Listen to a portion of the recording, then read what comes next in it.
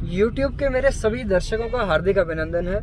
दोस्तों, आज तक हमने अपने चैनल में भिन्न भिन्न क्षेत्रों के लोगों के साथ में, विलक्षण प्रतिभाओं के साथ में आप सभी को एक्सपर्ट की राय के अंदर उनके एक्सपीरियंस के बारे में बताया, उन्होंने अपनी फील्ड के अंदर कैसे महारत हासिल की। आज मैं आप सभी को रूबरू करवाऊंगा एक ऐसी शख्सियत से जिन्होंने अपने जीवन के 22 वर्ष देश सेवा में दिए और देश के लिए उन्होंने, चाहे वो 1965 का युद्ध हो या 1971 का पाकिस्तान का युद्ध हो, हर जगह अपना कौशल दिखाया। और उसके बाद में सागरपुर गांधी मार्केट में पहली 5 दुकानों के अंदर एक दुकानों को स्थापित किया, जिसका नाम लवली टेलर्स एंड ड्रेपर्स रखा। एक फौजी का बेटा क्या कभी डॉक्टर भी बन सकता है, यह उन्होंने प्रूव किया अपने दूसरे बेटे को डॉक्टर बनवाकर। और आज बहुत ही सफल डॉक्टर BS धुन्ना, जिनका शांति होम्योपैथिक क्लिनिक के नाम से अपना फार्मेसी है। इसके साथ ही पूरे परिवार का सपना कि क्या किसी फौजी का कोई आगे चलकर किसी ज्वेलरी शोरूम का मालिक बन सकता है, उन्होंने ये सपना कर दिखाया। और आपका अपना धुन्ना ज्वेलर्स, जिन्हें आप सभी पिछले 25 वर्षों से जानते हैं, उनके संस्थापक श्री RS धुन्ना जी आज हमारे साथ मौजूद हैं। और आज मैं उनको इनके जन्मदिन के अवसर पर आप सभी से मिलवाता हूं और उनके इस अभी तक के जो उनका सफर रहा है, तमाम ऊंचाइयां निचाइयां जो उनके जीवन काल में आई, उसके बारे में आज इनसे सवाल करेंगे और आप सभी को एक जीवन जीने का मार्गदर्शक मिलेगा। RS धुन्ना जी, श्री राम स्वरूप धुन्ना जी आज आप सभी को अपने जीवन काल के बारे में बताएंगे कि कैसे पंजाब के एक साधारण से गांव में जन्मे इन शख्स ने, जो पंजाब के मोहाली के पास में ढेलपुर गांव है, उसके पास में जन्म लिया। वेलकम मिस्टर धुन्ना, आप हमारे YouTube चैनल पर लाइव हैं, सभी दर्शकों के सामने हैं। सब दर्शकों मेरी तरफ से हाथ जोड़कर नमस्कार। और मैं आज के आपके पास सामने जो अपने जीवन का छोटी सी कथा आपको सुनाऊंगा। सबसे पहले मैं ये पूछना चाहूँगा मिस्टर धुन्ना कि आप बताते हैं कि आप सबसे पहले शख्स थे गांव में जिन्होंने मैट्रिक पास की, वो एक्सपीरियंस आपका कैसा रहा?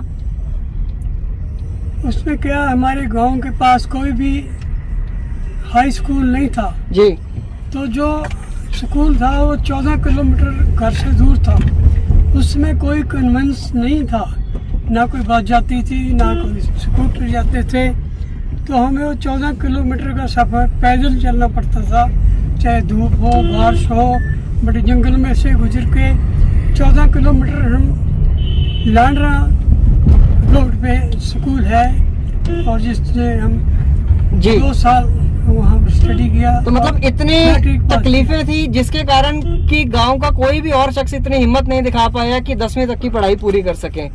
तो क्या आप कह सकते हैं कि 10वीं की पढ़ाई पूरी करने के बाद में आप पहले शख्स थे अपने आसपास के गांव में जिन्होंने सरकारी नौकरी प्राप्त की और देश सेवा के लिए जो इंडियन नेवी के अंदर आप भर्ती हुए?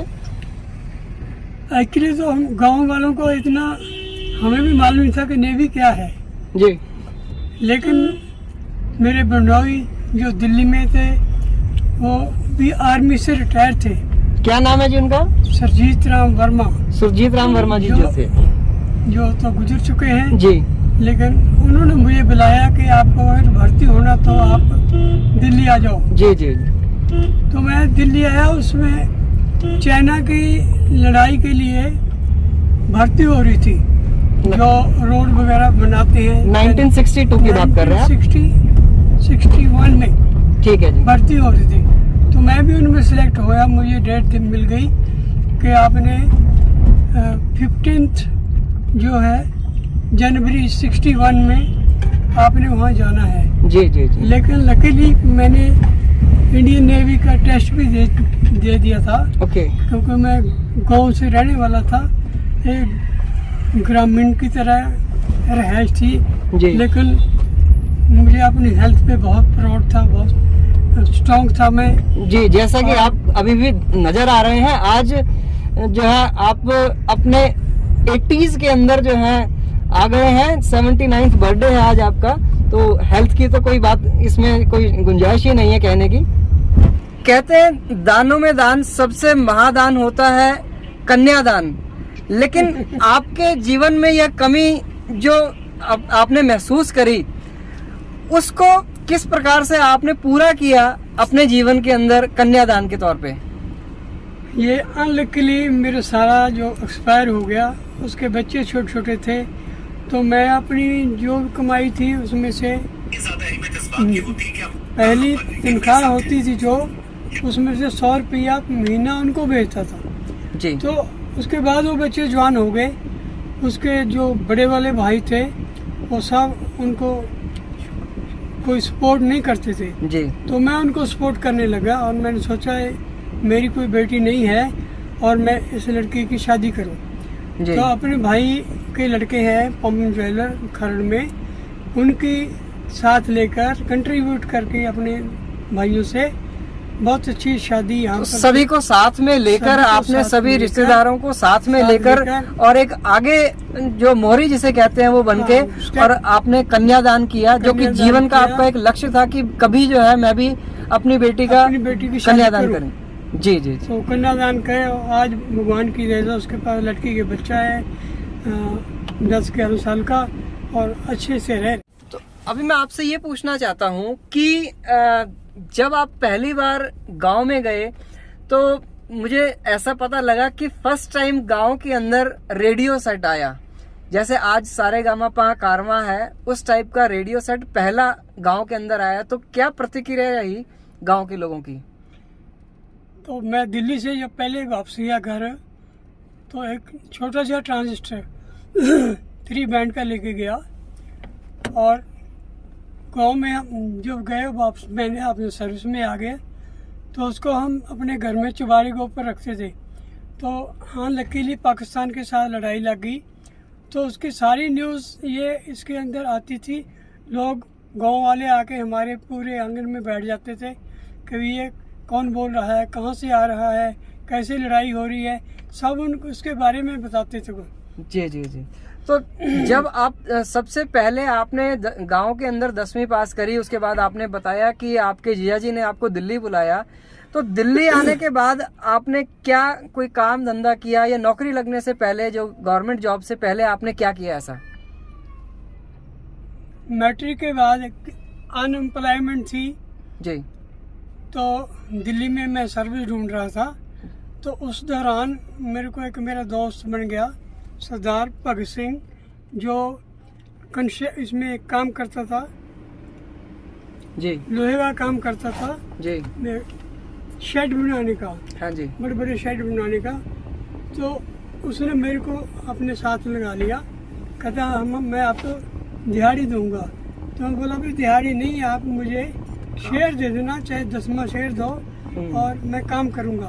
तो कहता आप तो बाबूजी हैं, आप क्या काम करोगे जी। तो मैं बोला नहीं, मेरे में हिम्मत है और मुझे अपने फ़क्र है अपने काम पे, आप 4 दिन देखो उसके बाद में जो डिसाइड करना। ठीक ठीक ठीक। तो आपने हर तरीके का काम किया, चाहे वो लोहार के साथ में मिलके काम करना हो या फिर जो है सब्जी बेचने तक का जो है आपने वेंडर के तौर पे भी काम किया। का भी था, वो भी ऐसा किया क्योंकि जो जहाँ रहते थे जी, तो शाम का टाइम खाली होता था जी जी। तो 505 आर्मी बेस वर्कशॉप है जो, उसके पास हम अपनी रेहड़ी लगा के लेके सब्जी वगैरह कोई भी बैठ जाते थे, जो आधे घंटे के अंदर जो बिक जाती थी, बाकी अपने घर के लिए बच जाती थी, जो बच जाती थी वो घर में काम आ जाती थी, परिवार काम के आ लिए। जाती थी। तो आप सर्विसमैन के साथ साथ में आपने टेलरिंग का एक्सपीरियंस कैसे लिया, जिसके कारण जो लवली टेलर्स एंड ड्रेपर्स जो आज गांधी मार्केट में पिछले 35 वर्षों से एक शोरूम है, तो उसकी स्थापना आपने की, तो वो एक्सपीरियंस कहाँ से मिला, उसका बेस कैसे आया? वो बेस ऐसे आया, एनडीए खड़गवासला में मैं 4 साल as a chief instructor chief PTA रहा जी। तो वहाँ पर इवनिंग में जो 7 बजे के बाद हम फ्री हो जाते थे, तो हमें थोड़ा इंटरेस्ट था ड्रिंक्स करने का। तो एक मेरा दोस्त बन गया था वहाँ, मैथ्यू, जो टेलरिंग का काम जानता था। तो उसके पास जो टाइम पास करने के लिए आधा घंटा उसके पास बैठ जाते थे जी। और वो टेलरिंग सिखाता था, हम ड्रिंक करते थे वापस। तो इस प्रकार जो है आपने टेलरिंग का भी एक्सपीरियंस ले लिया और एक नई लाइन जो है जीवन में मिल गई। हाँ, नई लाइफ मिली। अच्छा, तो एक आपका एक्सपीरियंस आप बताते हैं कि एक बार फेरी लगाने के लिए गए थे, तो वो एक्सपीरियंस बताएं कि उस दौरान क्या हुआ था।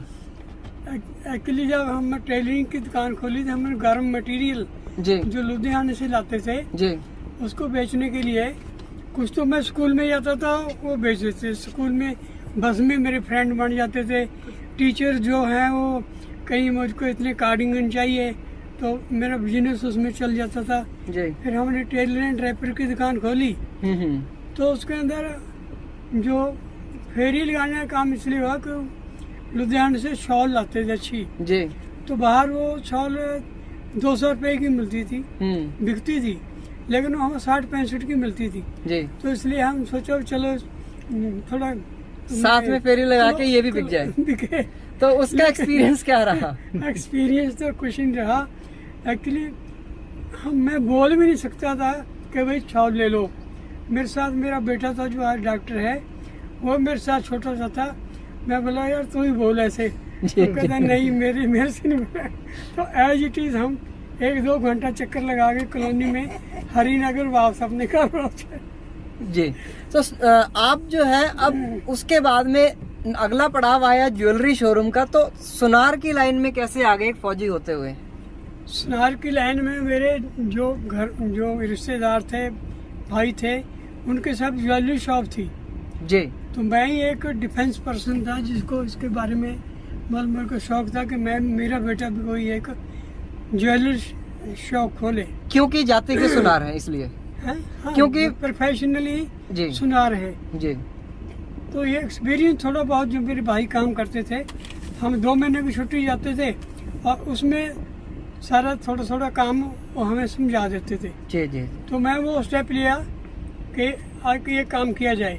तो गांधी मार्केट में मैंने जब आके दुकान, सडनली मैंने दुकान एक प्लॉट बेच के दुकान ले ली और उस दुकान में मैंने इतनी अच्छी डेकोरेशन की कि गांधी मार्केट में किसी की दुकान इतनी डेकोरेट नहीं थी। तो लोग कहते हैं फौजी क्या करेगा भाई जी। तो बाद में हमने बोर्ड लगा दिया धुन्ना ज्वेलर, फौजियों की दुकान। फौजी की दुकान। आज भी धुन्ना ज्वेलर्स पे बोर्ड लगा हुआ है, धुन्ना ज्वेलर्स फौजी भाइयों की दुकान। फौजी भाइयों की दुकान। मैं नेवी से रिटायर हूँ एज ए चीफ पेटी अफसर। जी जी जी। एक चीज आपसे और पूछना चाहूंगा मैं कि फौज में रहते हुए जब आप एक फौजी के साथ साथ में गायकार बने या लेखक भी बन गए, तो यह फौज में रहते हुए या कि पंजाब की पृष्ठभूमि से आए हैं, तो पंजाब में हर तीसरा व्यक्ति गायकार होता है।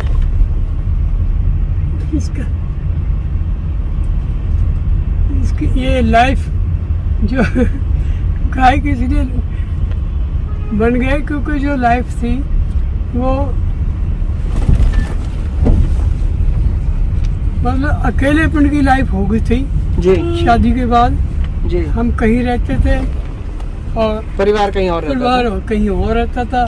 तो वो जुदाई जो है उसको वो कवर करने के लिए या उसको फील ना हो, घर वाली को फील ना हो, तो बड़े प्यार के गाने हम जो लिख के घर में चिट्ठी में लिख के भेज देते थे। तो आप खुद ही लिखते भी थे और गायकार भी बने, जैसा कि आपका एक और सपना था कि मैं एक अपना एल्बम निकालूंगा और अपनी सीडी निकालूंगा, जो आपने रिकॉर्डिंग स्टूडियो में जाके करके भी दिखाया। तो वो कैसा एक्सपीरियंस रहा आपका। तो मुझे जब हम पहली दफ़ा फर्स्ट टाइम यहाँ जागरण कराया जी, तो मेरे मन में बड़ा उत्साह हो गया कि मैं माता की पेटें बनाऊं। तो जो गाने जिस तरह के मेरे को पसंद आते थे उसी ट्यून पे उसी तरह पे मैंने गाने 7 बेटे जो है भेंट लिखी माता के बेटे जी, और उनको गाना भी उनमें जहाँ पे कोई जागरण वगैरह होता था मैं उसमें थोड़ा पार्टिसिपेट करता था जी। फिर मैंने यहाँ जीवन स्टूडियो है एक उत्तम नगर में, वहाँ पर जाकर वो 7 बेटे अपनी रिकॉर्डिंग कराई। ठीक। और उसकी एल्बम बनाई। चलिए, बहुत अच्छा सफर रहा आपके साथ में। आपने अपने जीवन के तमाम उतार चढ़ाव सभी दर्शकों के साथ में साझा किए। अपने सभी YouTube के दर्शकों को और सभी लोग जो कि छोटे छोटे गांव कस्बों से एक उम्मीद लेकर आते हैं दिल्ली, मुंबई, कलकत्ता जैसे महानगरों में, और किसी कारण से यदि सफलता नहीं होती तो हताश हो जाते हैं, उन लोगों को आप अपने एक्सपीरियंस से क्या संदेश देना चाहते हैं? जो काम करने वाले हैं, मेहनत जो करने वाले हैं, वो कभी फेल नहीं होते जी। सबसे बड़ी बात है कि इंसान अपनी सच की कमाई करे, किसी के साथ धोखा नहीं करना, किसी के साथ फेब नहीं करना।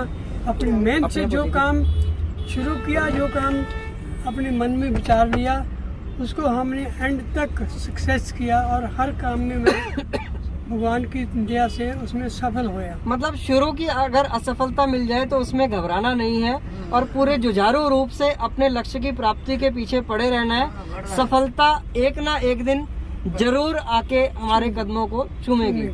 जी, इन्हीं शब्दों के साथ में मैं आपका धन्यवाद करता हूँ। आपने अपना कीमती समय दिया, और YouTube के हमारे सभी दर्शकों की तरफ से आपको आपके जन्मदिन की हार्दिक शुभकामनाएं। धन्यवाद।